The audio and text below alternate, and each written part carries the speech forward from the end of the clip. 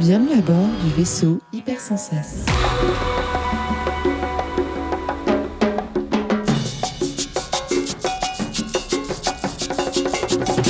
Bonjour à tous et bienvenue dans ce nouvel épisode de Cinexplore. Ce mois-ci, j'ai eu le privilège de pouvoir discuter avec Sabrina Joutard, directrice adjointe du catalogue chez Pathé Film, fondatrice et présidente du SCFP, le syndicat des catalogues de films de patrimoine, que j'ai rencontré en juillet dernier lors du FEMA, le Festival de La Rochelle Cinéma, un festival organisé par des passionnés qui projettent beaucoup de films de patrimoine et organise entre autres des rétrospectives et des avant-premières.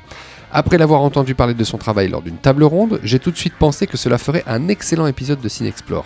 Et comme Sabrina est très gentille, elle a tout de suite accepté de participer. Quelques mois plus tard, en octobre, je me trouvais devant l'immeuble imposant de Pathé Film dans le 8e arrondissement et elle m'accueillait dans son bureau où cet échange a eu lieu. Encore merci à elle pour son accueil et sa bienveillance. Bonne écoute à tous.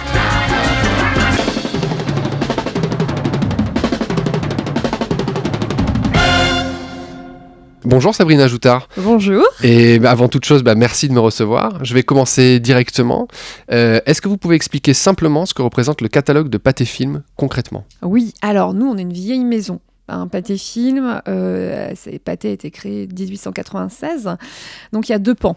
Il y a un catalogue de films muets et il y a un catalogue de films parlants. Donc le catalogue de films muets aujourd'hui est géré par la Fondation Jérôme Sédou-Pathé et le catalogue des films parlants par Pathé Film. Alors on considère que nous, sur Pathé Film, on a à peu près 2000 références de films susceptibles d'être exploités par Pathé. Donc quand je dis 2000 références, c'est pas des films pour lesquels on a tous une part de producteur.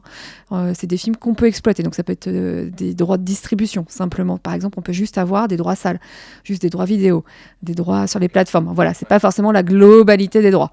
Donc voilà, on a 2000 références, qui est pas mal. Et on a des références très variées. Ça va être effectivement des films parlants depuis le début du parlant des années 30 jusqu'aux films d'aujourd'hui. Donc on va avoir des Grangier, des Duvivier, des Decoing. Mais aussi on va avoir toute la période Claude Berry qui a été très riche pour Pathé. Donc on a tous les films de Claude Berry, Les gens de Fleurette, Le vieil homme et l'enfant, les grandes sagas Les Misérables. On a énormément de choses. Et on a les films les plus récents avec... on peut appeler ça les franchises. On va avoir les campings, on va avoir les tuches, les Danny Boone, tous les Danny Boone. Donc voilà, ça c'est très riche et ça fait la force de Pathé, c'est qu'on a une filmographie finalement très riche entre de la filmographie d'auteur, de la filmographie plus populaire qui correspond un peu à l'ADN de Pathé, parce que Jérôme Sédou il est attaché aux comédies qui est quand même l'essence et le cœur de Pathé. Et après on a des films beaucoup plus récents qui sont à venir, qui vont être très chouettes pour la maison. Les Trois Mousquetaires pour l'année prochaine, Astérix fait par Guillaume Canet. Et là récemment on a des jolis films qui sont sortis comme le Alice Vinocourt. On a fait son deuxième film. On avait fait le premier déjà avec elle pour Proxima. Donc voilà, on a une filmo très riche. Et j'oublie aussi, il y a des réalisateurs aussi maison comme les Almodovar, avec qui on travaille historiquement. Voilà, donc filmo très riche, très varié. Filmo francophone aussi, mais tourné vers l'international de plus en plus. Ouais. Notamment quand on voit un succès comme Coda, qui est le remake de La Famille Bélier. Donc voilà, c'est ça la filmo Pathé. Je vais tout de suite digresser de ce que j'avais préparé parce que c'est très intéressant. Je trouve ce que vous dites sur le catalogue et sur les droits que vous avez. Est-ce que dans l'absolu, la recherche de Pathé, ça va être d'aller chercher les droits, si vous avez par exemple que les droits de distribution, est-ce que vous allez vouloir aller chercher d'autres droits, ou alors est-ce qu'au contraire vous dites non, on a ces droits-là, maintenant on avance sur d'autres choses? Alors non, il y a vraiment une volonté chez nous d'avoir un maximum de droits sur les films. Déjà, il y a une logique. On estime que plus on a de droits sur un film, plus on est fort et plus on peut le mettre en avant. Sur le catalogue, c'est vraiment très particulier. On travaille tous les médias de la même façon. Par exemple, un film qu'on replace en salle, c'est intéressant aussi de le travailler en même temps sur la vidéo. C'est intéressant de travailler en même temps une sortie sur une plateforme SVOD ou VOD. C'est intéressant de travailler, de le replacer à la télé. Donc c'est pour ça, nous, c'est intéressant d'avoir un maximum de droits pour le travailler de bout en bout. Donc ça, je parle essentiellement sur le catalogue. Le film frais, c'est pareil. On essaie d'avoir un maximum de droits pour mieux le sortir, le mieux exploiter. Et notre force, c'est qu'on a des équipes partout. À la fois, il y a des vendeurs en France et à l'international. On a une équipe aussi au UK. Donc voilà, on est capable aujourd'hui de proposer les films à travers le monde entier, quels que soient les médias. Vous avez une formation de juriste. Tout à fait. Et vous avez travaillé notamment à l'INA, puis à Pathé, du côté de la production cette fois-ci. Ouais. Puis après, vous êtes allé chez Studio Canal, au catalogue, pour revenir chez Pathé, mais cette fois-ci, on l'a vu, donc évidemment au catalogue. En quoi cette formation de juriste, elle vous sert quotidiennement au poste que vous Alors occupez ? Moi, c'est marrant parce que j'ai toujours travaillé sur le catalogue. Mon premier métier, effectivement, j'ai commencé à l'INA, où je faisais, comme on disait à l'époque, la libération des droits pour la mise en ligne des archives de l'INA. Donc ça fait assez rire aujourd'hui quand ils ont mis en place leur site internet. Et donc déjà, j'ai commencé à travailler donc, sur le catalogue audiovisuel. Et après, en fait, par hasard, j'ai postulé chez Pathé, comme quoi ça existe, les candidatures spontanées et sans réseau. Donc là, mon CV a attiré l'attention de la directrice juridique de l'époque, et donc j'ai été recrutée chez Pathé pour le catalogue déjà à l'époque. D'accord. Et petit à petit, j'ai évolué en interne, et à un moment donné, je faisais un peu de tout. Je faisais à la fois du catalogue, de la production, de la distribution, un peu de tout. Après, effectivement, je suis partie chez Studio Canal pour être responsable juridique catalogue. D'accord. Donc, joli catalogue chez Studio Canal, plus gros catalogue de France quand même, faut le signaler, avec 6000 titres. Et après, Pathé m'a refait une offre. Donc je suis revenue chez Pathé. D'accord. Et effectivement, là, pour me concentrer vraiment sur le catalogue, parce que de toute façon, on ne peut pas être partout. Hein. Là, on arrivait à un moment donné où il y avait tellement de travail juridique sur Pathé, donc il fallait diviser, on va dire, ses forces. Et moi, je me suis concentrée sur le catalogue, qui est mon cœur de métier et mon métier de passion. Et il faut savoir, en tant que juriste, que le catalogue, c'est très riche d'enseignements. Pourquoi ? Parce que vous voyez ce qui peut se passer dans le futur. Ouais. Et donc, toutes les bêtises qui ont pu être faites peuvent vous servir pour, par exemple, de la production fraîche, parce que vous savez comment rédiger une clause, vous savez les conséquences d'une clause. Donc voilà, être juriste, ça peut servir à beaucoup, beaucoup de choses. Ouais, le droit mène à tout. Hein, le droit mène à tout, exactement. Non, puis bon, c'est un mode de raisonnement qui est utile au quotidien. Ouais. Je vois très bien ce que vous voulez dire. Ouais. Quand on s'intéresse à votre parcours, on voit aussi que vous êtes en discussion permanente avec les acteurs publics comme le CNC, le ministère de la Culture, mais aussi avec les acteurs privés comme la SACD, la SACEM. À quel point la volonté ou le manque de volonté de tel ou tel autre interlocuteur joue dans votre décision de ressortir tel ou tel autre film ? Je pense aussi aux rendez-vous comme Cinema Ritrovato, on en parlait, à Bologne, ou bien Cannes Classics, le Festival Lumière à Lyon, ou FEMA à La Rochelle. À quel point ce sont des interlocuteurs privilégiés ? Alors, faut savoir qu'on a une chance en France, c'est que le CNC aide les restaurations et les numérisations de films. Donc en fait, régulièrement, on sollicite l'aide du CNC pour nous aider à financer les films plus difficile. Malheureusement, bon, on s'en en reparlera un petit peu après, mais les enveloppes sont un peu réduites comme peau de chagrin, donc on a de moins en moins d'aide. Nous, on a la chance chez Pathé, on a des patrons cinéphiles qui n'hésitent pas à financer des restaurations, même moins commerciales, et ils vont privilégier parfois un intérêt artistique sur un intérêt commercial. Ensuite, on a des festivals qui vont nous contacter parce qu'ils veulent faire une rétrospective de tel ou tel film. C'était le cas l'an dernier, par exemple, avec La Rochelle pour Delon. Ouais. On va avoir, par exemple, Bologne qui vont dire cette année, on va faire une thématique sur les femmes. Est-ce que vous avez des réalisatrices femmes, par exemple ? Lumière, on a eu, on va faire, comme il y a eu quelques années, c'était il y a 2 ans, Audiard. Cycle Audiard, oui, nous on avait plein de grangiers, donc ça tombait bien. Voilà, donc parfois c'est la démarche d'un festival qui va venir nous taper à notre porte en disant on aimerait bien programmer ce film. Malheureusement, tu n'as pas du joli matériel à nous proposer, est-ce que tu pourrais finalement prioriser pour faire cette restauration ? Ouais. Donc ça peut être l'influence effectivement d'un festival, ça peut être l'influence effectivement d'un distributeur. Par exemple, comme Jean-Fabrice ou Tamassa, etc. Alors, pour nos auditeurs, Jean-Fabrice Janaudy et les Acacia Distribution. Voilà. Qui nous contactent en disant on aimerait bien ressortir, je suis très excitée, j'aimerais bien ressortir ce film en salle, j'ai plein d'idées pour ressortir le film en salle. Est-ce que Pathé accepterait de nous confier ? Donc voilà, on peut travailler avec ce genre de personnes qui peuvent avoir une idée d'un film qui n'a pas été mis en avant par Pathé depuis de nombreuses années. Donc ça peut être le travail avec un distributeur. La vidéo, nous, on l'a fait en interne. Donc on n'a pas ce travail-là où on confie des droits vidéo à un tiers. Okay. Les ventes par télé, on le fait en interne, donc ça influe pas. Mais après, nous, ça peut être la volonté aussi, un intérêt chaîne.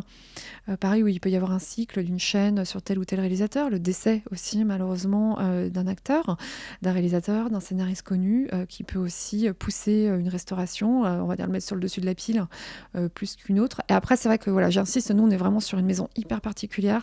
C'est que nos patrons peuvent privilégier un intérêt artistique avant tout, et c'est quand même une grande chance. Oui, c'est clair. On voit bien que votre parcours est toujours lié à l'image en général, au cinéma en particulier. On se doute bien qu'il y a un amour du cinéma qui est nécessaire pour occuper les postes que vous occupez. Et c'est une question que je pose quasiment systématiquement dans toutes mes interviews. Comment est née votre cinéphilie ? Alors moi, c'est très particulier. Moi, je viens d'un milieu populaire. Moi, mes parents viennent d'un milieu ouvrier. Donc, je viens de la campagne, de la province, cette province lointaine de Paris. Et il n'y avait pas de cinéma, moi, dans ma ville. Et du coup, ma culture s'est faite par la télé. D'accord, ouais. Et pour ça, je suis très attachée, moi, aux médias qu'est la télé. Parce que pour moi, ça reste le média populaire par excellence, accessible accessible à tous. Et même aujourd'hui, il ne faut pas négliger la force de la télé. On le voit pendant le confinement. Il y a eu un succès d'audience des films de patrimoine et de catalogue, et on voit bien que les gens continuent de consommer de la télé. Et c'est le média qu'on consomme en famille. On a toujours ce plaisir de ce rendez-vous familial à partager avec tous. Et moi, j'avais ma mère. Alors, j'avais un père qui était passionné de western et de films comiques, de Funès et Bourvil, donc j'ai été biberonnée à ça. Et ma mère qui était plus intéressée par des films d'auteur et des films policiers. Et donc, moi, j'ai dû voir tous les Chabrol par ma mère. Donc voilà, c'est assez drôle. Et puis, ma mère, voilà, les d'autres films d'auteur, les Almodovar, etc. Donc voilà, moi, j'ai été biberonnée par deux influences très différentes, finalement, qui fait une richesse. Presque, ouais. Voilà, exactement, qui fait une richesse aujourd'hui et qui m'a donné le goût du cinéma et le goût des films. Vous êtes par ailleurs présidente du syndicat des catalogues de films de patrimoine, créé, je crois, en 2019. Alors je dis je crois parce que j'ai plusieurs dates qui sont sorties en ligne. Ouais, ça 2019. Aussi, j'avais 2021 aussi. Bon, bref. Est-ce que vous pouvez nous en dire un peu plus sur ce syndicat et sur ce qu'il défend ? Bien sûr, alors là c'est un de mes projets qui m'est cher. Je me suis dit qu'un jour, en fait on avait beaucoup de sujets en commun avec mes amis catalogues. Alors l'avantage du catalogue c'est qu'on n'a que des gens charmants, hein. C'est un secteur, on s'entend tous très bien. Et je me suis permis de contacter les autres catalogues en disant ça serait bien qu'on se parle de nos sujets en commun. Puis au bout d'un moment on s'est dit faut se structurer juridiquement, donc c'est pour ça qu'on s'est constitué un syndicat. Et notre volonté, donc on est 11 membres, et notre volonté commune c'est de défendre le patrimoine cinématographique français et de le faire rayonner un maximum en France, mais aussi à l'international. Donc finalement, notre souci premier, c'est la diffusion au public, pour tous, le plus simplement possible, par tous médias. Et effectivement, ce qui est intéressant, c'est qu'on est des catalogues très différents. Donc, par exemple, Pathé avec Gaumont, nous, on est issus de maisons historiques. On a des filiales de chaînes, par exemple avec TF1, SND, Studio Canal. Et il y a aussi beaucoup d'indépendants. On a les films du Losange, on a Lobster Film, on a Cinématographique Lire, les films du jeudi, les productions Jacques Roitfeld. J'espère que j'ai oublié personne et que je ne froisse personne.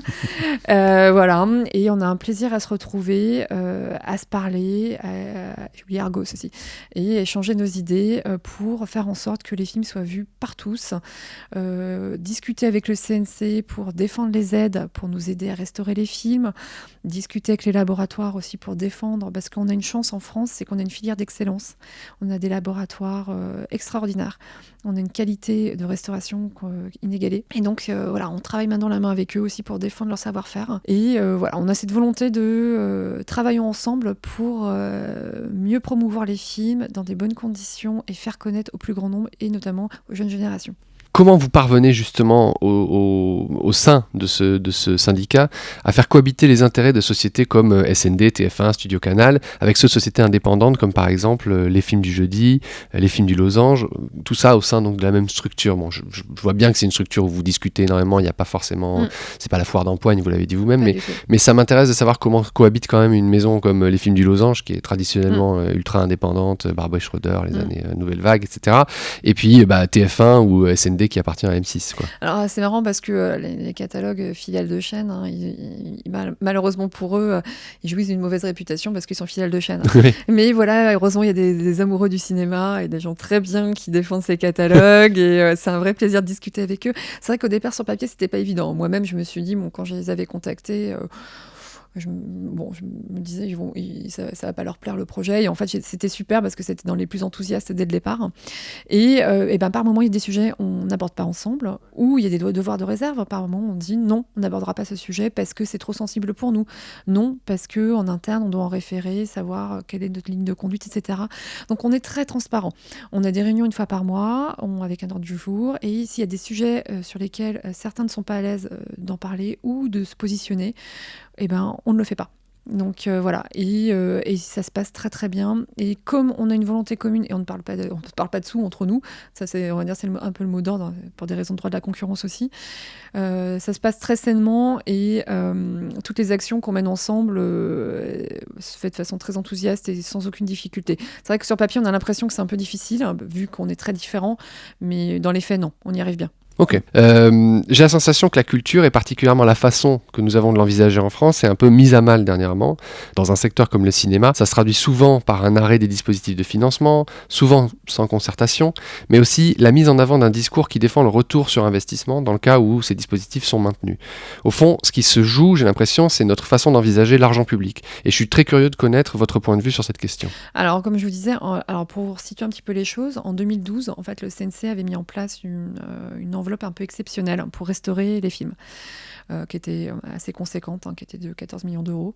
Et d'année en année, malheureusement, elle s'est réduite comme peau de chagrin. Et on a même eu des menaces où il était envisagé par le CNC de supprimer cette enveloppe. Donc on s'est beaucoup mobilisé, justement, avec les autres membres du syndicat, pour défendre notre métier, pour dire qu'on avait besoin d'une déclaration d'amour de la part du CNC et qu'on avait besoin de leur aide pour justement restaurer les films plus confidentiels. Évidemment, les films très commerciaux, on n'a pas besoin d'eux. Les films plus confidentiels, et il n'y a pas de film à mettre de côté. Si on veut maintenir une jolie cinéphilie, qui est quand même notre force en France, on a besoin de leur aide. C'est pas pour autant qu'on est sous perfusion. Ça on l'a entendu, c'est pas le cas du tout. Il faut savoir qu'à peu près, nous, sur l'ensemble du syndicat, on estime que on a à peu près 50% de nos films qui sont aidés par le CNC et 50% qui sont faits sur fonds propres. Et quand je vous dis ça, c'est très différent d'un catalogue à l'autre. Par exemple, des catalogues indépendants vont être beaucoup plus aidés, évidemment, que des catalogues plus importants. Mais par exemple, un catalogue comme Studio Canal, ils vont être à peine aidés à hauteur de 20% sur l'ensemble de leur catalogue. Ils font énormément de choses sur fonds propres. Ouais. Ce qui est le cas aussi de Gaumont et ce qui est le cas de Pathé. Donc voilà, mais globalement, sur l'ensemble du syndicat, on va dire, si le CNC met 1, nous on met 2. Voilà, ouais. Pour schématiser assez facilement. Donc oui, on a besoin d'eux. On a besoin d'eux aussi pour d'autres sujets qui est annexe à la restauration, qui sont la conservation des films. Il faut savoir aujourd'hui, un film mal conservé peut se perdre et peut disparaître. Et oui. La bobine, les pellicules, c'est un élément vivant. Donc on met énormément d'énergie, c'est un peu notre deuxième sujet de bataille, c'est se battre pour la préservation des films. La préservation, c'est coûteux.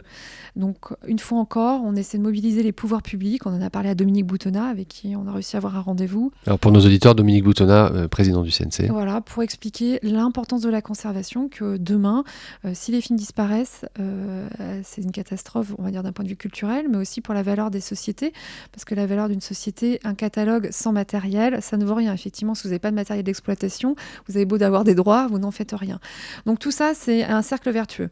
C'est travailler intelligemment avec les pouvoirs publics pour faire en sorte qu'on soit tous tirés vers le haut et qu'on puisse remettre en exploitation un maximum de films et qu'on en montre le plus possible. Et c'est vrai ça nous tient tous vraiment à cœur de faire en sorte que les films soient bien restaurés dans des bonnes conditions, mais aussi bien conservés dans des bonnes conditions. Il faut savoir alors, on fait beaucoup de restauration numérique aujourd'hui. La préservation numérique coûte extrêmement cher. C'est en Tera. Oui, c'est ça, c'est les serveurs. Exactement. Donc on parle de plusieurs milliers d'euros par an pour un film. Donc en face, si vous avez un film où il n'y a pas de recette commerciale, imaginez, ça peut être compliqué pour des catalogues. Je parle pour les plus petits catalogues. Donc c'est pour ça, aujourd'hui, c'est une de nos mobilisations, c'est essayer d'avoir une aide de la part des pouvoirs publics pour préserver ensemble dans des bonnes conditions. Donc là, c'est un de nos chantiers, justement, ça fait partie de c'est l'une des tables rondes prévues au Festival Lumière dans 2 semaines. C'est un sujet qui va être abordé avec le CNC. D'accord, très bien. Très intéressant. Je rebondis un peu sur ce que vous dites. Vous parlez d'exploitation, de ressortie, de tout ça. Chez Pathé, est-ce qu'on sent qu'il y a un intérêt croissant pour ces films, on va dire, de patrimoine, on va les appeler comme ça, pour ne pas dire des vieux films, parce que c'est très vilain de dire ça. C'est ce que j'ai appris au cours de mes interviews. Pour ces films de patrimoine, moi, ma sensation en tant que spectateur, là, pour le coup, c'est qu'il y a un intérêt quand même croissant. On voit de plus en plus de gens aller au cinéma pour voir des films que peut-être ils n'ont pas vus la première fois, ou peut-être même sont sortis à un moment donné où ils n'étaient pas nés. Par exemple, moi, quand je vais voir un film des années 40 de Fritz Lang, je ne pouvais pas le voir au cinéma si ça n'avait pas été ressorti. Est-ce que c'est quelque chose que vous sentez ? Est-ce qu'il y a un frisson comme ça, quelque chose qui se passe ? Alors, comme je vous disais tout à l'heure, on a eu des jolies surprises. Alors, après, régulièrement, toute l'année hors Covid, on a constaté que, par exemple, une chaîne comme Arte fait des audiences extraordinaires sur le patrimoine. Il faut quand même avoir ça en tête. Et quand France 2, France 3, programme du patrimoine, ça marche très bien. Donc ça, faut avoir ça en tête, qu'à la télé, le patrimoine marche encore. Et que finalement, il y a une appétence du public pour consommer ce type de cinéma. En dehors de la télé, on constate aussi, alors grâce une fois encore au travail des distributeurs, qu'en salle, ça marche bien aussi. On peut parler de La Maman et la Putain, gros succès Ouais. en salle. Je sais que nous, il y a quelques années, on avait ressorti Les Croix de Bois. Ça avait très très bien marché. Apocalypse Now avait très très bien marché. Voilà, on a des jolis succès au cinéma autour des films restaurés de catalogue. C'est beaucoup d'énergie, il faut avoir en tête. Évidemment, c'est modeste. Mais il faut savoir, alors c'est intéressant à savoir, c'est que quand vous faites la moyenne du public par copie en salle, finalement, les films de patrimoine ont un meilleur score que les films de frais. Donc ça, c'est un joli chiffre à savoir. Ouais. C'est que finalement, de programmer du patrimoine, c'est de l'énergie, mais il peut y avoir un succès à la clé. Après, sur les plateformes, aujourd'hui, c'est assez sporadique. Les demandes sur du fonds de catalogue de la part des Netflix et Amazon, on n'a pas... Ça marche pas, ils cherchent à avoir plutôt des titres... on va dire de moins de 20 ans, pour les programmer. Par contre, il y a un travail extraordinaire qui est fait en France, qui est une chance aussi en France, c'est le travail des plateformes comme la Cinétech, Univers Ciné, qui programment du catalogue, qui font un travail édito extraordinaire justement pour contextualiser les films, qui proposent du programme complémentaire avec des interviews de réalisateurs, etc., pour promouvoir les films. Et ça, on a quand même une chance en France qui est la qualité de l'éditorialisation des films sur les plateformes. Ouais. J'aimerais bien qu'on parle un petit peu de restauration, parce que pour le moment, j'ai encore jamais eu de personne ici qui pouvait m'en parler en détail.